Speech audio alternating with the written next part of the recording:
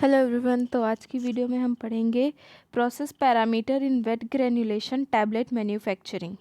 कौन कौन से प्रोसेस पैरामीटर है जो वेट ग्रेन्युलेशन टैबलेट मैन्युफैक्चरिंग में हम फेस करते हैं। तो बेसिकली 5 जो प्रोसेस पैरामीटर है वो मैंने इस स्लाइड में ब्रीफ में डिस्कस किए हैं, और अदर जो कंटेंट है वो मैंने इतना ज़्यादा ब्रीफ में डिस्कस नहीं किया है। सो सबसे पहला जो पैरामीटर है वो लिक्विड टू सॉलिड रेशियो है। Liquid to solid ratio, granulation liquid और सॉलिड का रेशियो किस अमाउंट में है, वो क्या डिटरमाइन करता है कि ग्रेन्यूल का साइज़ कैसा है, इसकी डेंसिटी कैसी है और फ्लोएबिलिटी कैसी है। एट द एंड ये सारी चीज़ें डिसाइड करेंगे जो फाइनल प्रोडक्ट बना है टैबलेट, उसकी क्वालिटी कैसी बनी है। अगर हम ऑप्टिमम रेशियो में हमारा जो ग्रेन्युलेशन लिक्विड और सॉलिड लेते हैं तो वो इंश्योर करता है कि प्रॉपर पाउडर ब्लेंड की वेटिंग हुई है कि नहीं, ठीक है, यूनिफॉर्म लिक्विड डिस्ट्रीब्यूशन हुआ है।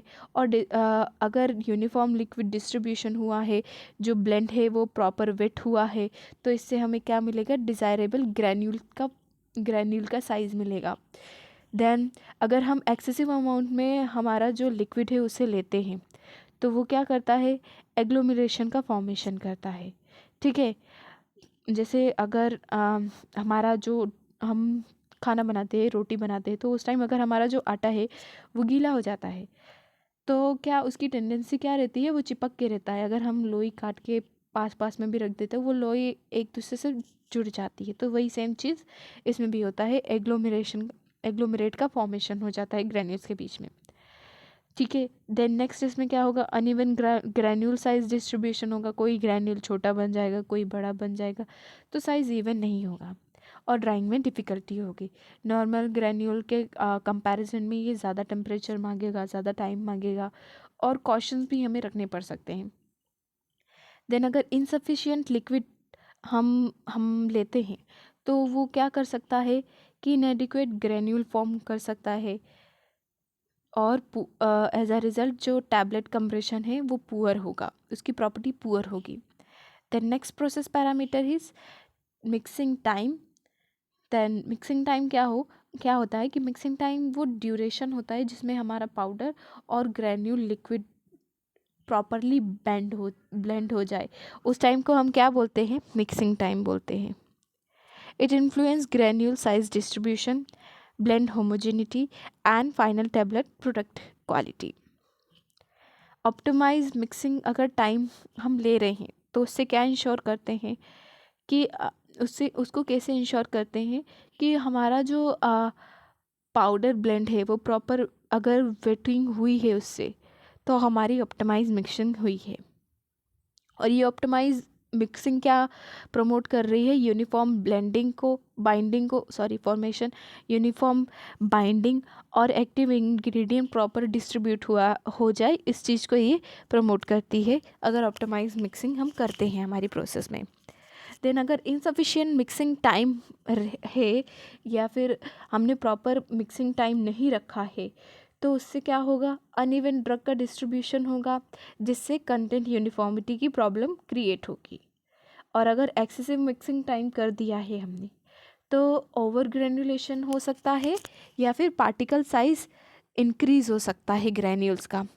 अब वो क्या होगा, उससे जो उसकी फ्लोएबिलिटी है वो रिड्यूस हो जाएगी, और पोटेंशियल और अगर मिक्सिंग का टाइम इंक्रीज़ करते हैं तो हीट भी जनरेट हो सकती है, या फिर मैकेनिकल एनर्जी के कारण जो पोटेंशियल इंग्रेडिएंट है वो डिग्रेडेट भी हो सकता है।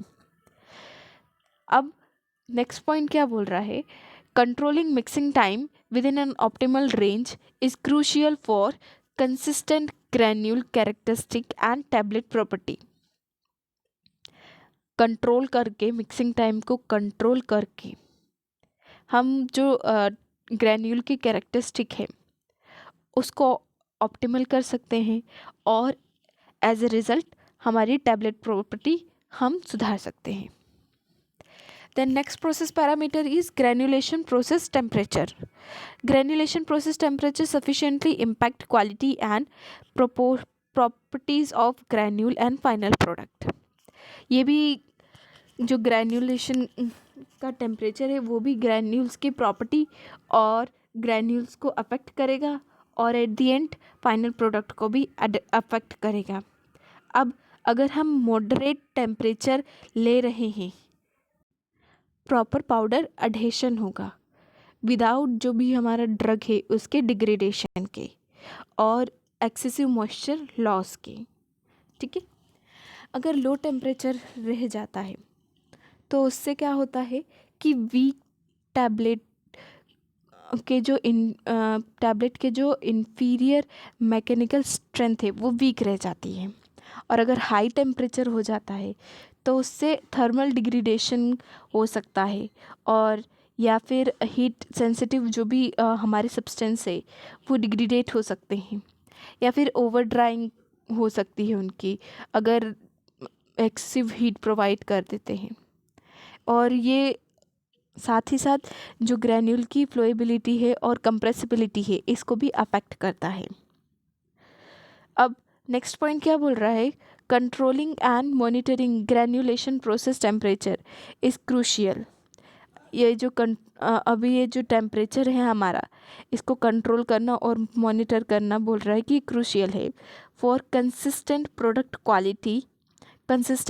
क्वालिटी के लिए एंड मैन्युफैक्चरिंग एफिशिएंसी के लिए इसको कंट्रोल करना हमारे लिए एसेंशियल है।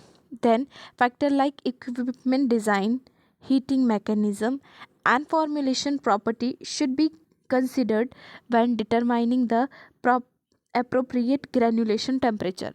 अब हमें ये पता करना है कि हमारे सब्सटेंस के लिए या फिर ड्रग के लिए या फिर फॉर्मुलेशन जो बनी है उसके लिए अप्रोप्रिएट टेम्परेचर कौन सा है। हमें कौन कौन से फैक्टर ध्यान में रखना चाहिए, पहला इक्विपमेंट की डिज़ाइन कैसी है, हीटिंग की मैकेनिज़्म कौन सी है और फॉर्मुलेशन की प्रॉपर्टी कैसी है कि वो हीट लेबाइल है कि नहीं है, ये सब प्रॉपर्टी को हमें ध्यान में रखना पड़ेगा। देन नेक्स्ट प्रोसेस पैरामीटर है पार्टिकल साइज डिस्ट्रीब्यूशन।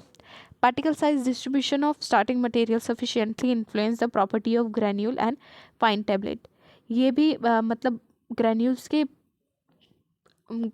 को अफेक्ट करती है और at the end final tablets को भी अफेक्ट करती है। Optimizing particle size distribution ensure uniform blending of powder, even distribution of granule liquid and enhance granule formulation.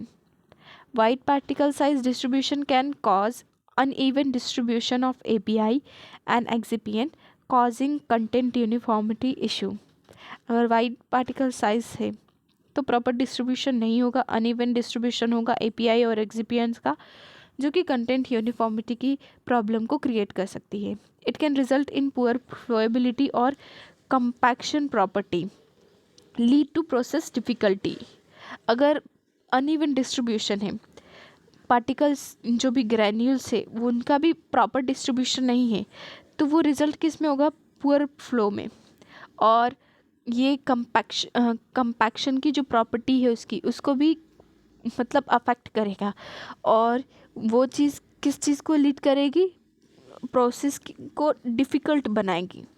Particle size analysis technique like laser diffraction or sieving analysis can characterize particle size distribution. अब particle size distribution को characterize करने के लिए laser diffraction technique और sieving analysis को हम use कर सकते हैं। Particle size manipulation technique like milling or micronization can adjust particle size distribution as needed. For adjusting a particle size, और हमें जिस साइज़ के भी पार्टिकल चाहिए और जैसे भी पार्टिकल चाहिए उसके लिए कुछ टेक्निक्स का यूज़ कर सकते हैं, जैसे मीलिंग और माइक्रोनाइजेशन का यूज़ कर सकते हैं। Then other process parameter is binder solution concentration. It affect the wetting capability of liquid, granulation bonding strength and overall granulation process. Binding जो बाइंडर सॉल्यूशन है उसकी कंसंट्रेशन अफेक्ट करेगी कि जो हमारा बॉन्ड बना है ग्रैन्यूल्स में वो बॉन्ड की स्ट्रेंथ कैसी है और ओवरऑल जो ग्रैन्युलेशन की प्रोसेस है उसको अफेक्ट करेगा।